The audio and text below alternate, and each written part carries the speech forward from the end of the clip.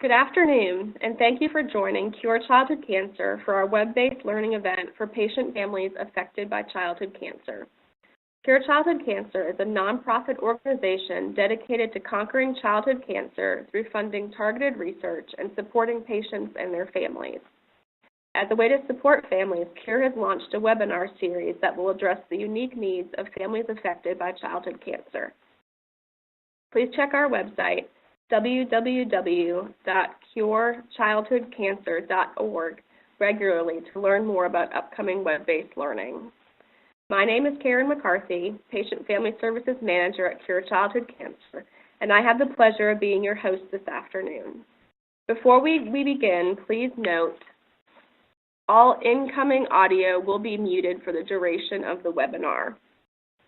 If you're using a computer camera, you can stop video of yourself by unclicking the camera icon next to your name in the participant panel. To remove the video box from your screen, hover your mouse over the down arrow on the left of the video box and click. If you are viewing from a computer, take this time to enlarge your viewing screen by clicking on the full screen button. Lastly, to hide the panel taking up the right part of your screen, simply click on the Participants tab in the top right panel and it should collapse. For this webinar, Cure has partnered with Carlene Newsom. Carlene is the Clinical Director at the Summit Counseling Center and is a licensed professional counselor who works primarily with couples, adults, and adolescents and their families. Carlene specializes in grief, trauma, and loss. She has worked with many Cure families over the past several years and has a heart for children and families struggling with a cancer diagnosis. Thank you, Carlene, for being here. Oh, thank you. Today, I'm happy to be here to talk about PTSD. And I'm going to be looking at a couple of things. First, we're going to talk about how do we define post-traumatic stress disorder. Then we're going to talk about the symptoms of PTSD. And finally, I wanted to spend a little bit of time talking about if you see that you have these symptoms, what are the treatments that therapists use to help and doctors use to help people who are struggling with this. And then I guess in our final minutes, we will have a question and answer period. So let's go ahead and start with what is PTSD or post-traumatic stress disorder? Well, it is a mental health problem that some people develop after experiencing or witnessing a real or perceived, and that's important, perceived life-threatening event. When we think about post-traumatic stress disorder, of course, we often think of the military, and certainly that's one of the populations that is at risk for developing PTSD. But we now know that there are many other situations that can put us at risk for PTSD. Those experiences can actually be life-threatening events that we've experienced, that we personally have experienced, or they can even be things that we have witnessed. And in fact, I've worked with some people that have developed PTSD symptoms just by hearing the story of a traumatic event, particularly if it's about somebody that they love. So those are three different ways you can develop those symptoms, and we'll talk about those in a minute. But examples of things that can cause PTSD would be being in combat, obviously, as is the case for our military, being in an automobile accident, sustaining a serious injury in an accident. And for some, this is where the perceived life-threatening event comes in. For some, you can develop PTSD from divorce, loss of a job, or finding out about a spouse's affair. And although those events aren't actually life-threatening or technically life-threatening, we may experience them as life-threatening. Our body and our mind may be extremely fearful, wondering how we will survive that event. So we can develop PTSD symptoms from those things as well. In the case of childhood cancer, you can only imagine hearing your child's diagnosis for the first time as a traumatic event, living with a persistent fear that we may lose our child, watching our child go through cancer treatments, And, of course, losing our child to cancer are all traumatic events, and they all have the potential of triggering PTSD symptoms. I do want to make a distinction, and I'm going to continue to talk about this as we go along. It is normal to have upsetting memories, to feel on edge, to have trouble sleeping after any of these traumatic events. And at first it may be hard to do normal activities like go to work or go to school or spend time with people you care about. But most people start to feel better 1 to 3 months after the traumatic event has happened and the danger has passed. So that's one of the things we look for. A lot of these things that you're experiencing have a normal basis, and we'll talk about that. But if they are stuck on the on button and you're continuing to have these symptoms after the danger has passed, that's when we start to look at treatment and helping people get past that stuck on position. Okay. Oops, I went the wrong way. Excuse me for a minute. There we go. Highly stressful situations. So how does our body respond in highly stressful situations? I'm going to talk a little bit about what's normal. What's our normal reaction? So when we see, hear, smell, or something that is dangerous, our body responds first. And that thinking part of our brain is not engaged. And when you think about that, it's a normal response, and it's pretty ingenious. If I see a lion charging me from across the prairie, for example, my chances of survival are going to be much better if my body just automatically responds. If I take some time to think, now, is that actually a lion charging towards me, or is it a house cat, a very large house cat? I'm going to take time to think, and I am going to miss that valuable time of saving myself. So we are hardwired to respond physically first to anything that is dangerous. So what we call that, and you've probably heard this before, is there are 3 ways that we respond: fight, flight, or freeze.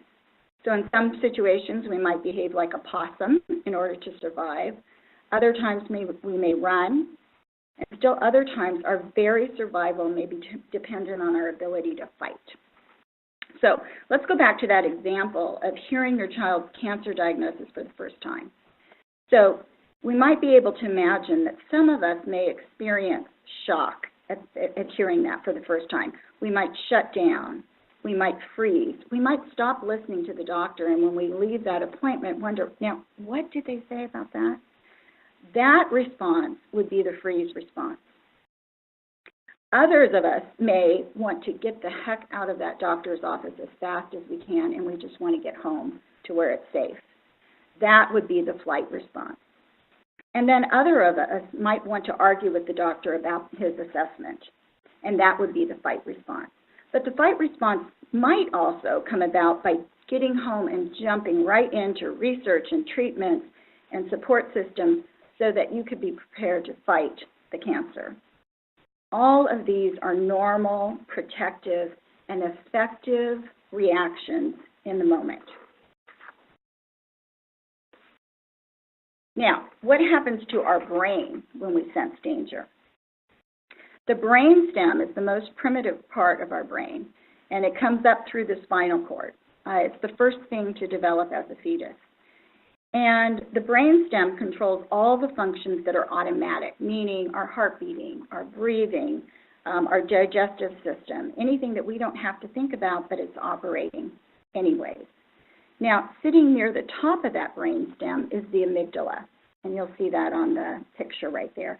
That is the emotional center of our brain, and it's right at the top of that brainstem. So that brainstem and that emotional center are hooked in together and react very quickly at the same time. When we're faced with danger, our emotion system and the automatic response system spring to action. We'll experience terror and fear, and our heart rate and our blood pressure will increase, and our body releases hormones like cortisol and adrenaline. Now, those hormones override the ability of that front of our brain, the prefrontal cortex that's right at our forehead above our eyes. Those hormones override that area and shut that area down during danger or trauma so that we don't waste time thinking things through logically, but that we're in the position just to react. Now, once the trauma event and the danger is over, our system can return to kind of a homeostasis or a normal function. And when our system is not able to return to that normal place, that means our fear response and our body's reaction to fear stays on, even though we're not in danger anymore. And that's where we might start to diagnose PTSD. That heightened fear response or staying on has been linked over time now with many medical conditions. So it's something that we really want to pay attention to. Things like gut problems like IBS, colitis, and even Crohn's. It's also considered a factor in the development of autoimmune disorders such as chronic fatigue and fibromyalgia. So it is not healthy for us to stay in that high alert state once we're not in danger any longer. So who's vulnerable? PTSD can happen to anyone. It's certainly not a sign of weakness. And there are factors that can increase our risks. So let's take a look at some of those. What we have found is that a number of factors can increase our chance of developing PTSD. And there's 3 of them in particular that I want to talk about. One is persistent and long-lasting fear. So people are at greater risk when it's a long period of time. And so when you think about going through cancer treatment with your child, that absolutely falls into that category. There's no break. That's not quickly seeing a lion on a prairie field. This goes on and on for months and sometimes years. So that's staying in that heightened danger period for a long time. And then actually experiencing physical injury during that time. And of course, that does happen with cancer as well. And it doesn't have to be your physical injury. It is experiencing the physical injury of your child. And the third one, this one's really important, feeling trapped or experiencing a lack of control during that trauma or during that danger. And I can't think of another experience that could be worse, have that worse feeling than watching your child go through being diagnosed with cancer and going through treatment. That is definitely a time of feeling a lack of control and that you don't always have things that you can do. What happens in that period of time is you're in a heightened state of stress, but those natural reactions, fight, flight, or freeze, aren't even really helpful during that time. You're in a situation where there's literally not much you can do. And so that contributes to that fear and developing the PTSD symptoms so that you don't return back to that normal functioning. Now, we also know that there's some personal or individual factors that can also increase our risk. And those things are a previous trauma exposure. So if you've been through this before, if you had a parent who died of cancer and now you're going through cancer treatment with your child, that definitely increases your chances for PTSD.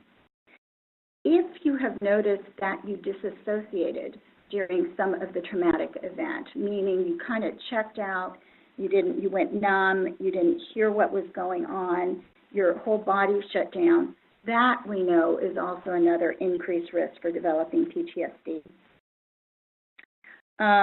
And then what happens after the traumatic event is also important.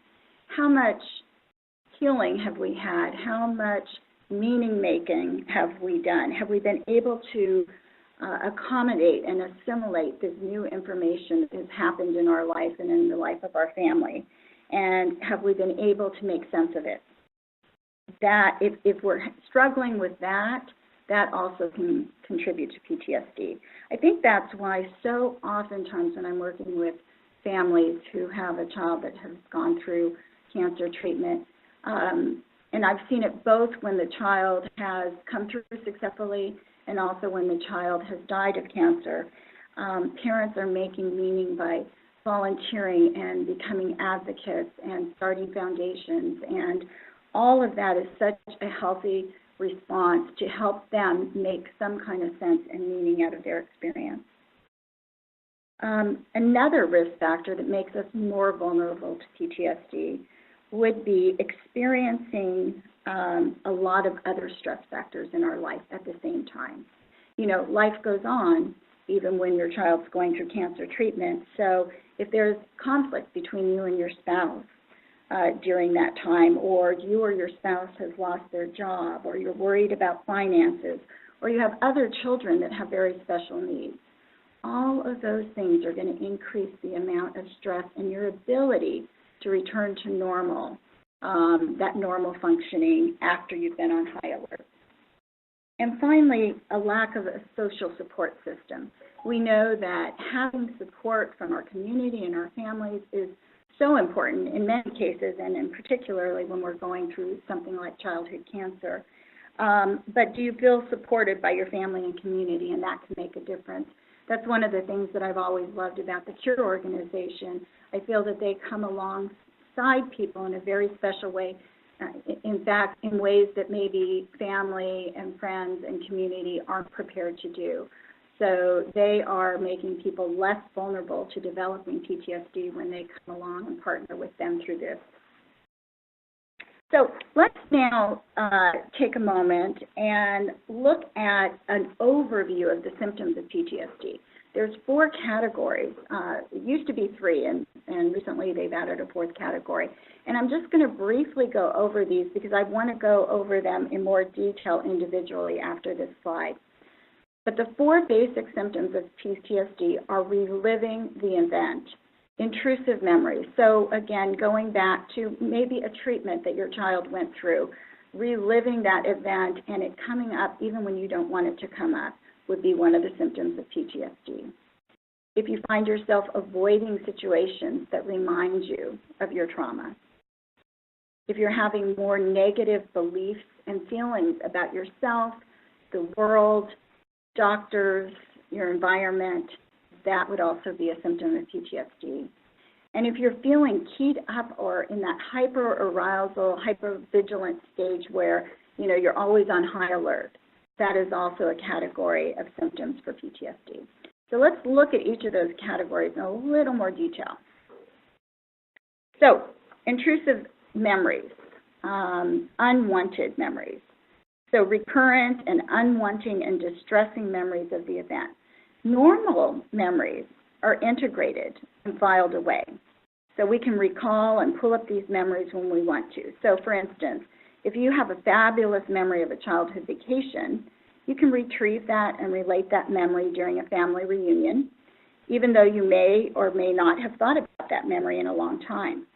You have this file cabinet, really. And in that file, it includes our thoughts, our emotions, and our physical sensations that are associated with that event. What happens to traumatic memories is that logical part of your brain shuts down, remember. So during traumatic events, we may not have an integrated memory that includes the thoughts, emotions, and physical sensations. So instead of having a file that's all together, it's almost like the file's open on our desk and all the pages are spread out over the desk, which makes us more likely to be triggered by events when they happen that remind us of the traumatic event that we went to, and we will react in the same way as if we were back in that situation. So an example might be, if you see someone struggling for breath during their illness or a treatment, every time someone coughs when water goes down the wrong pipe, or someone makes an unusual sound when they're eating, you may jump up with this fear response that was typical for the traumatic event that you had experienced earlier, but it's not really appropriate for the current situation.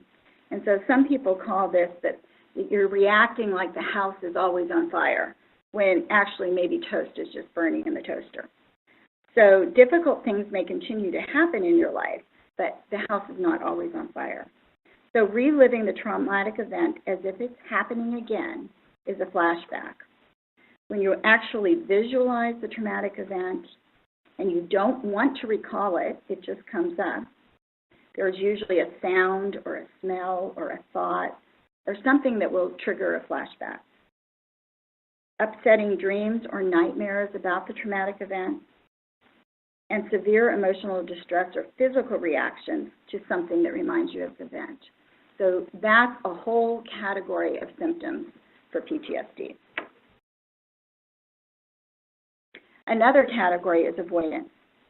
That's when you want to avoid talking, thinking, avoid places or activities, anything that reminds you of the danger that you've gone through before. Now, the interesting thing about distracting or avoiding is that it really can be a very good coping mechanism, but when you use it sparingly, meaning there are times that we need to escape from what we're going through. We need to distract ourselves so that we're not always in such pain. We need relief. However, if we live in a constant state of avoidance or distraction, we'll begin to experience the negative symptoms of PTSD. And that will affect both our quality of life and our relationships with the people around us. I mean, you can only imagine when you're trying so hard to avoid so many things, it doesn't make you a very good partner. It doesn't make you engaged with people. You're putting all your energy into avoiding.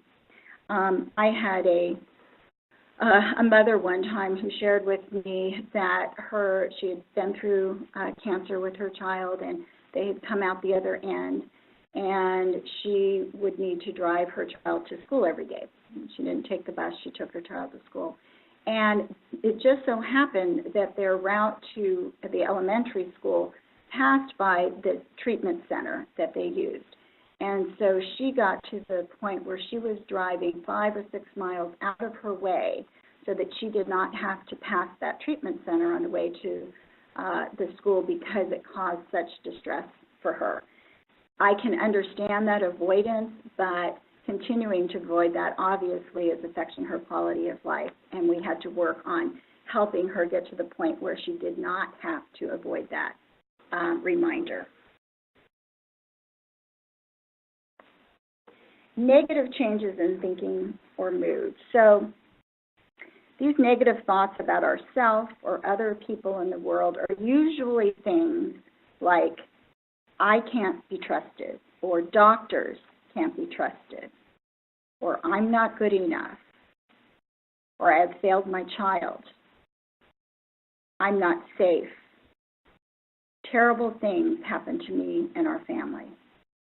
Those are all very, very common negative thoughts that enter our mind. The one thing about thoughts is that they truly are just thoughts. They're not premonitions. They don't have meaning in and of themselves. So oftentimes when I'm talking to people, those thoughts are normal. We all have those thoughts. But when a thought comes into our mind, it behooves us to check the facts. We really need to challenge those thoughts. Is this a thought I need to pay attention to, or is this a thought that I need to let go? Some other negative thoughts may be, I'm powerless, I have to stay strong, people expect me not to show my emotions, I'm in danger, I deserve what's happening to me. All of those are negative thoughts and cognition. Now, this is what we know about negative thoughts. If I have two people where they're clones of each other, everything's the same, their family life, their experiences, what they're going through, their finances, where they live, all those things are the same. And one person is experiencing depression and the other person is not. What we have found out through research is the thing that distinguishes those two people is what they tell themselves about their circumstances. So that's what we call an explanatory style of thinking. When we think that something is permanent, that it's never going to change, it's personal, it only happens to me, and it's pervasive, meaning that it happens in all areas of my life, that increases our risk of depression and PTSD. So what are some of the things that would show up with that? Once we have those negative thoughts, they can manifest themselves in hopelessness, memory problems, because the anxiety of thinking about those negative cognitions really take a lot of our brain space. So we are not paying attention to other important in-the-moment things. We'll have difficulty maintaining close relationships. We'll feel detached from other people and our experiences. There will be a lack of interest in what's going on. We'll even find it difficult to experiencing positive emotions. We may not even pay attention to those things when they happen. And we may also feel emotionally numb. So that's that third category. So we've talked about intrusive memories, we've talked about avoidance, and we've talked about negative changes in thinking or mood. And the fourth and final category is changes in physical and emotional reactions. So remember, our alarm system is stuck on the high alert, and we always feel like the house is on fire or something is about to blindside us because we've experienced that before. We're hypervigilant, scanning our environment for the next assault. After all, we didn't see the first assault coming. And many a times that first assault is the diagnosis of cancer. So these high alert symptoms include being easily startled or frightened, always being on guard for danger. And then self-destructive behavior falls in here too, because one of the typical ways, it is so uncomfortable to always be in that anxious, startled, or frightened place that we start to look for things that will help us numb that feeling. So self-destructive behavior includes things like drinking or driving too fast. We're trying to override that anxiety. And it's our attempt to kind of numb ourselves a little bit. So we look for those behaviors as well. Trouble sleeping. Sometimes we're afraid that of the dreams and nightmares that come with PTSD, or the surreal feeling when we wake up and realize that once again, no, this is really happening. So sometimes that alone will keep people from, and fearful about even trying to go to sleep.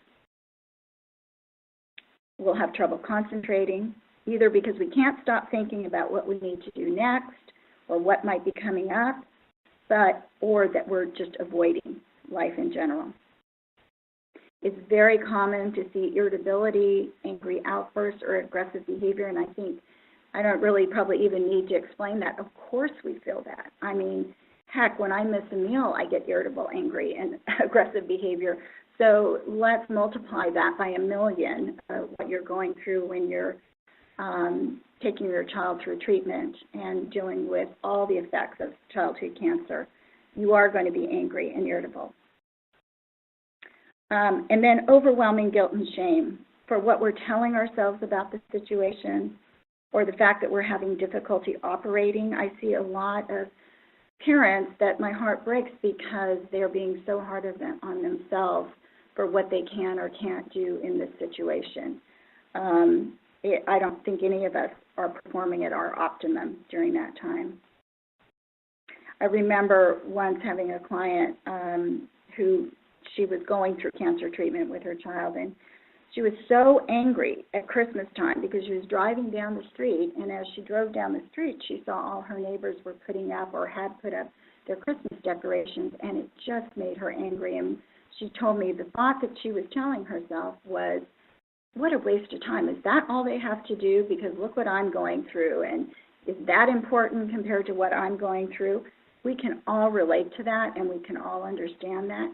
But then she flipped right around on herself, and she felt such guilt and shame for being so angry and judgmental, and that caused her more distress than feeling bad about what she was feeling. So it's complicated, right? Okay. So other problems that we see with PTSD, because they'll often go hand in hand.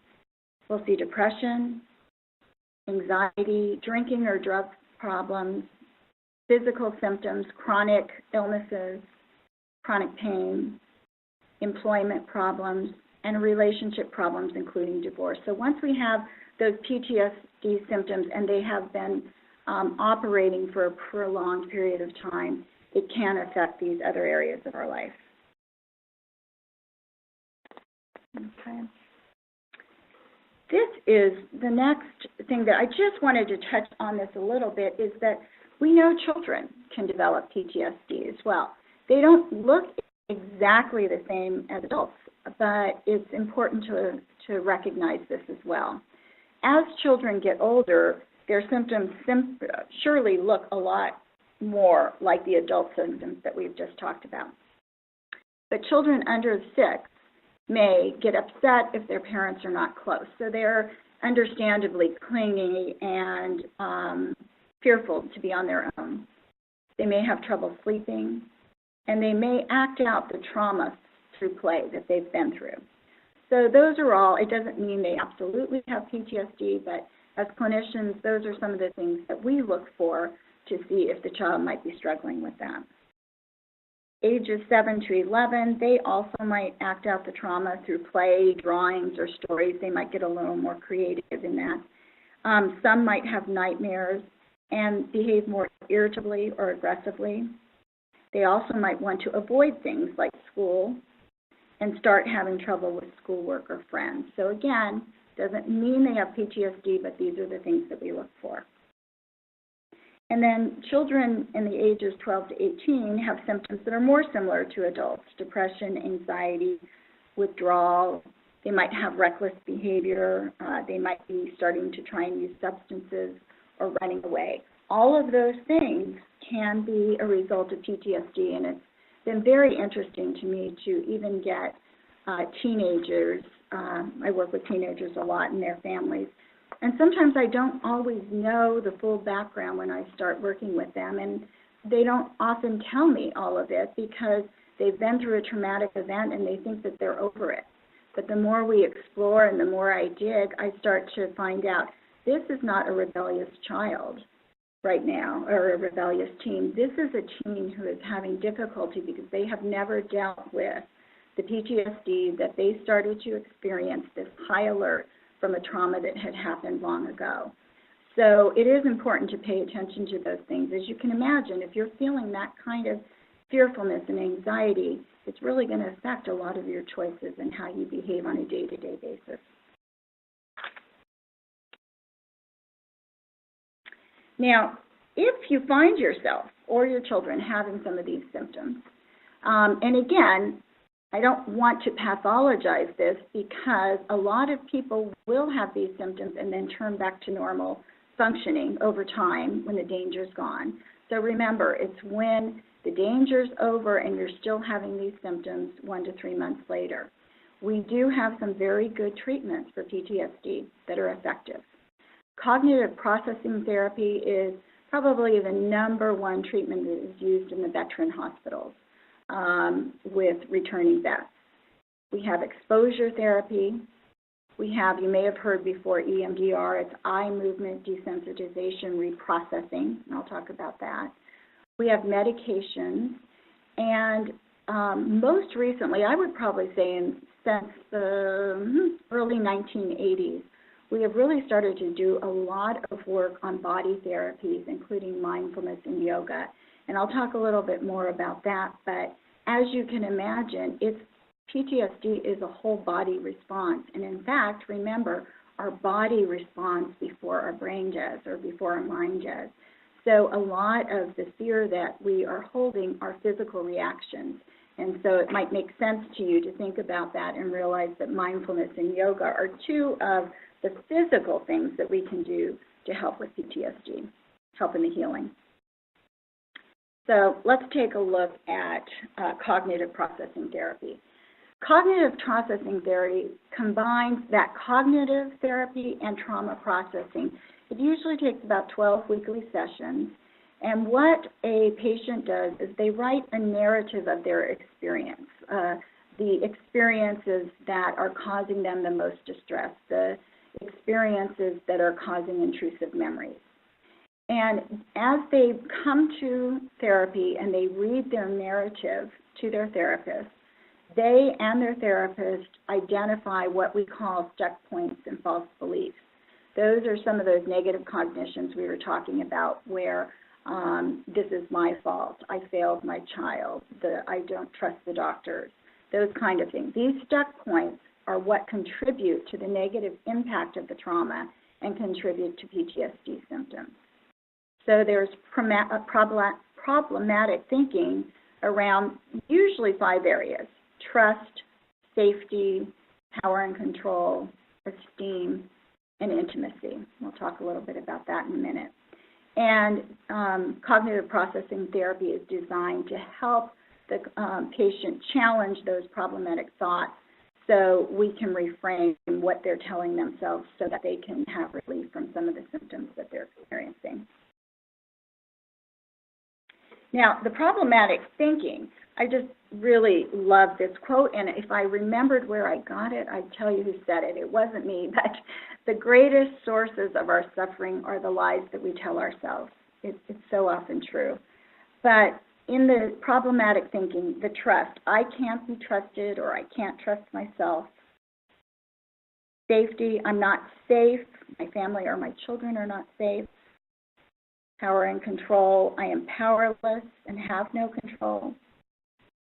Esteem is I'm unworthy, I'm stupid, I'm selfish, I'm ugly, I'm unlovable, I deserved what happened to me. Those are all thoughts that we might find ourselves coming into our minds. And CPT, as well as other of these therapies, help with those false beliefs. I don't have a slide on the exposure therapy, but I just wanted to say something quick about that. Exposure therapy works especially well for the avoidance piece of PTSD.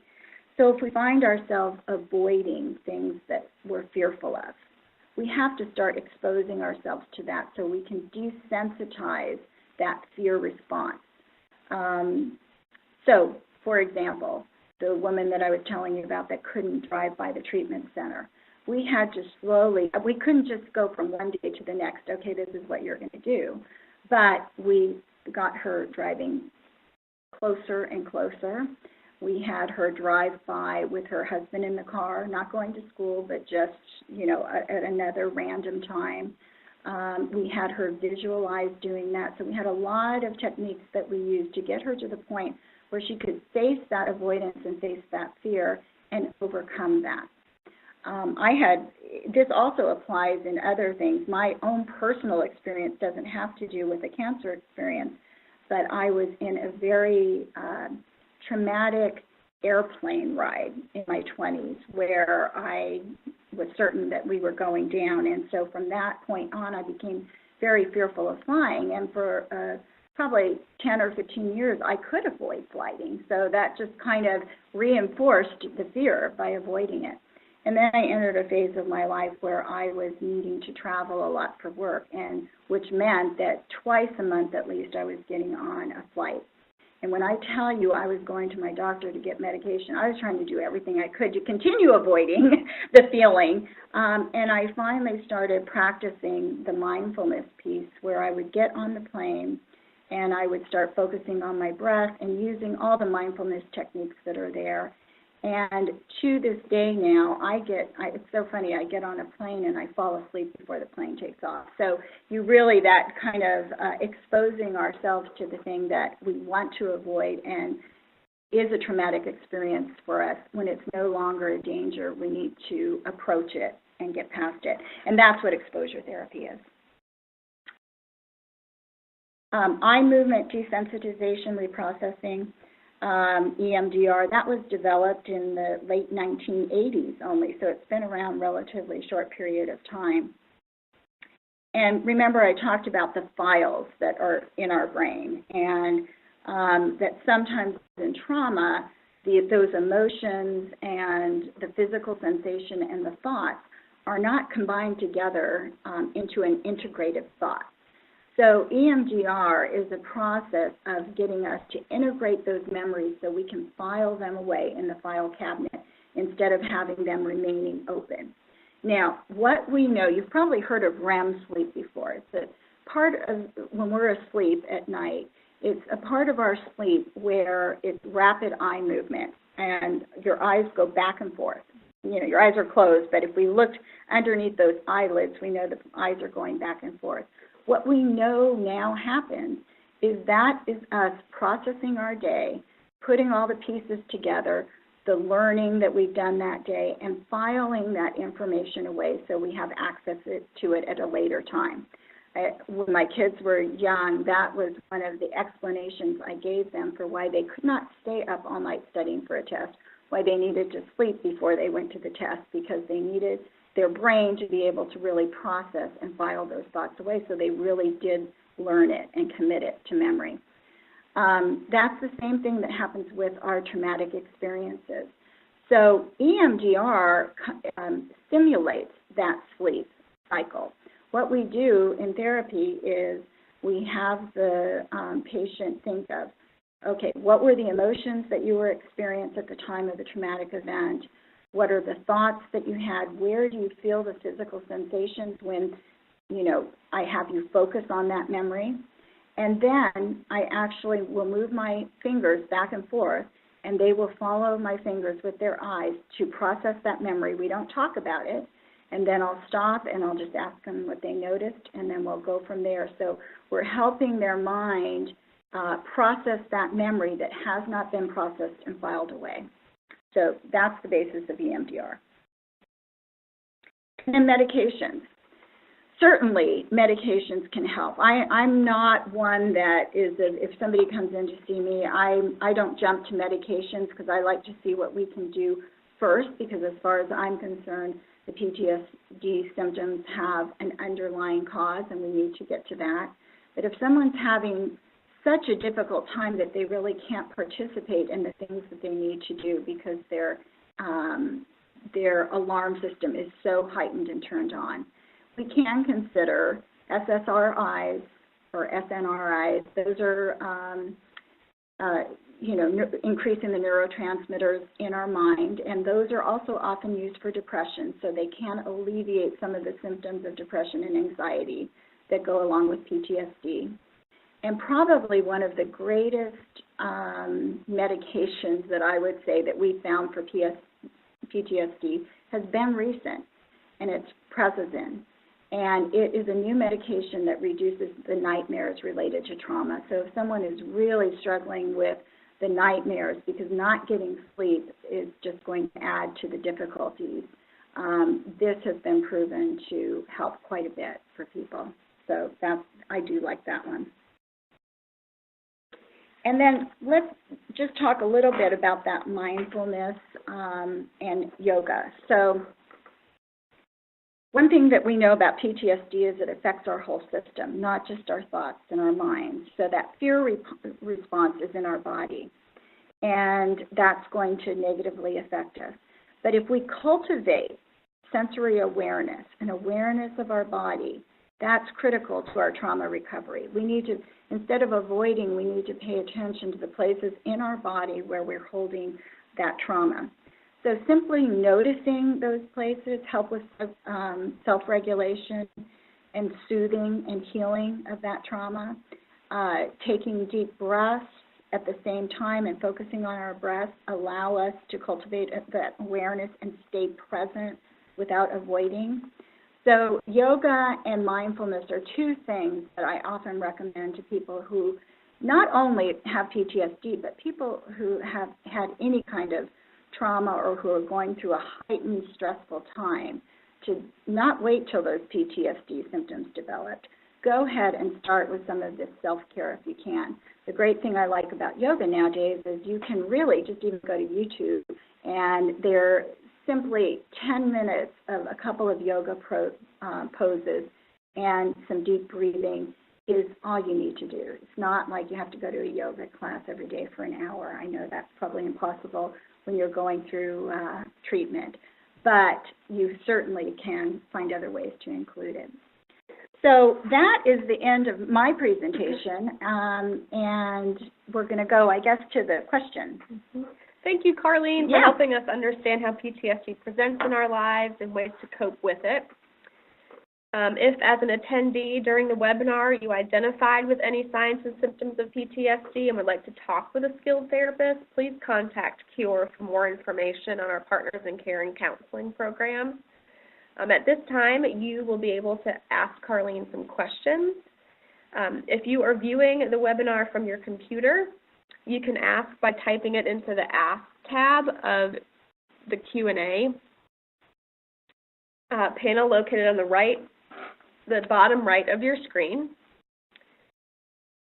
All questions can be viewed by the attendees unless you change the recipient to host on your Ask tab. If you are viewing the webinar from a mobile device, you can ask a question by tapping the 3 dots at the bottom of the application. Choose Q&A and then type your question. So we'll give a few minutes. Questions will be read by Carlene and myself and then answered aloud. So I'm going to pause for a few minutes to allow for any questions that you guys have. So the question is, what is the usual treatment time for PTSD? And it really depends on the therapy that you're using, with various, sorry. It depends really on the therapy that the clinician decides to use, and that decision will be based on the symptoms that you have and your past history of trauma. But EMDR, for example, can be quite effective and quick, so it might only be 3 to 4 sessions. Cognitive processing therapy is usually more like 12 sessions.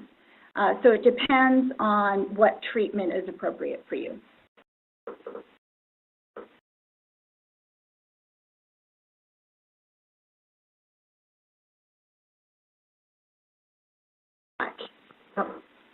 Somebody said EMDR had helped a lot. Yes, that's great. Okay, another question is, what would you recommend for someone who is having challenges at their job concurrent with their child coming off of treatment? I'm having difficulty delineating between dissatisfaction at work and something greater going on. Yes. Well, that's a very insightful question, and I can understand that's difficult to pull apart. And I would recommend probably talking to a therapist who can help you kind of discern there and figure out how much of it is PTSD and how much of it is just kind of life dissatisfaction with what you're doing. I will tell you, I have worked with parents that have taken some leave from their work, and we've used disability and filled out forms and treatment based on that.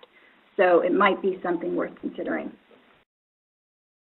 Another question is, in reference to being on medication before therapy begins, how is the baseline determined at the beginning of therapy if I've already been placed on medicine?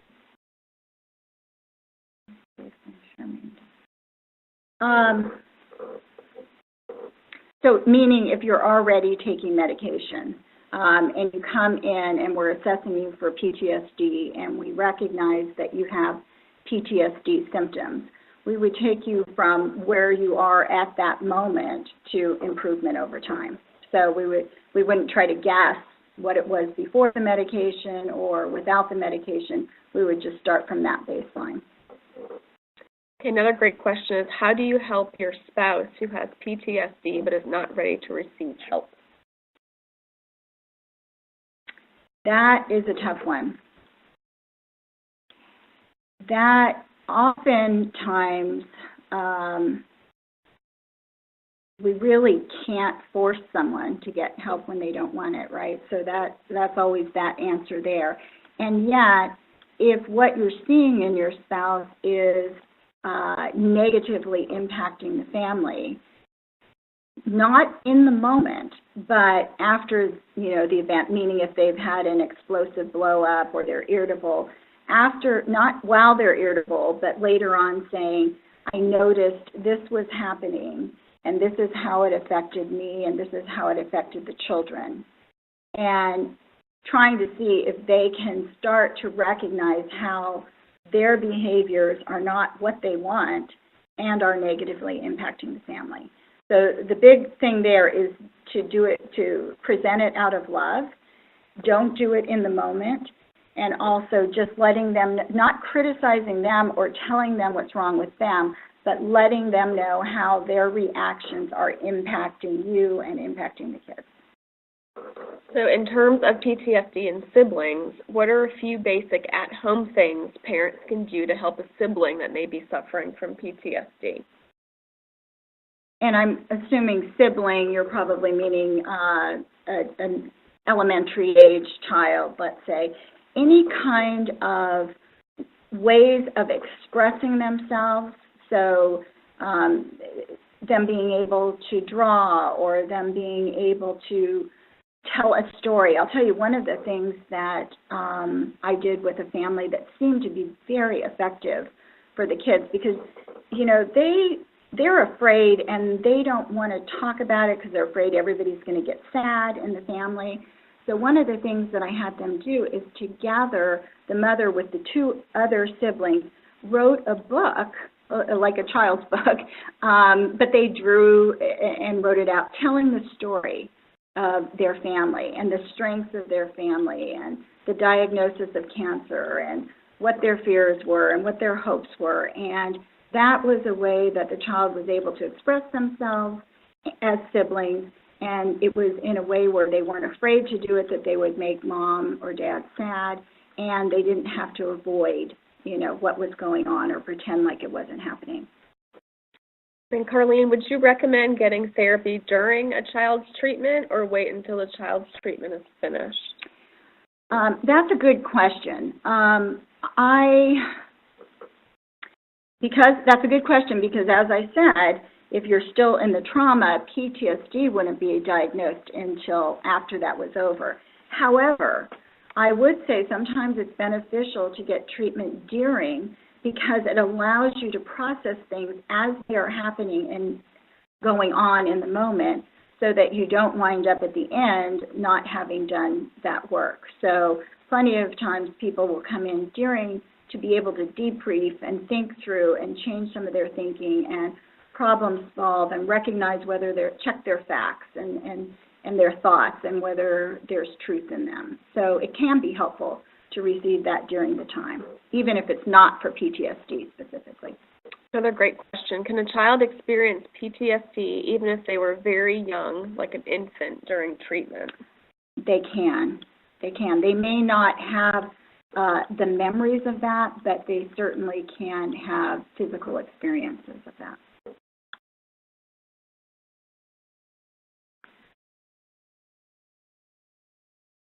And usually, just as I'm thinking about that, I have worked with even adolescents that I knew about, you know, their parents told me about some of their illness or the things that they had to go through, surgeries when they were younger. There was no memory that the adolescent had, but there were things that were happening in their life that were impacting that, and we were able to kind of talk through, not the specifics because they didn't remember it, but it helped me address what was going on in their life today that could have been affected by that fear. Another question, am I correct in understanding that PTSD can actually come and go with various stresses in life? It certainly, the symptoms can be exacerbated, and you're right, come and go. So somebody could have PTSD symptoms that they even think is just heightened anxiety from a traumatic event that they experienced in their childhood. Let's say they lost a parent, okay, and they just have kind of a high anxiety, hypervigilant kind of way of behaving. And then they go through a car accident, let's say where they were trapped in the car, and now they can't sleep, they're having intrusive memories. It just has exacerbated that much more. And so, yes, sometimes it's not recognizable, and as things get worse, those traumas can build on each other and make the symptoms even greater. Then in terms of trying to decide whether we are in need of help with our PTSD, how do we know whether the danger is over? That is another great question. I'm assuming it doesn't feel like the danger is over, which can be a symptom of PTSD. You know, certainly life is dangerous in and of itself, but we don't operate as if it's imminent danger all the time. And as far as seeking treatment, I always tell people, look at how it is affecting your life currently. If it's interfering with how you're operating in life, it's time to talk to somebody about it.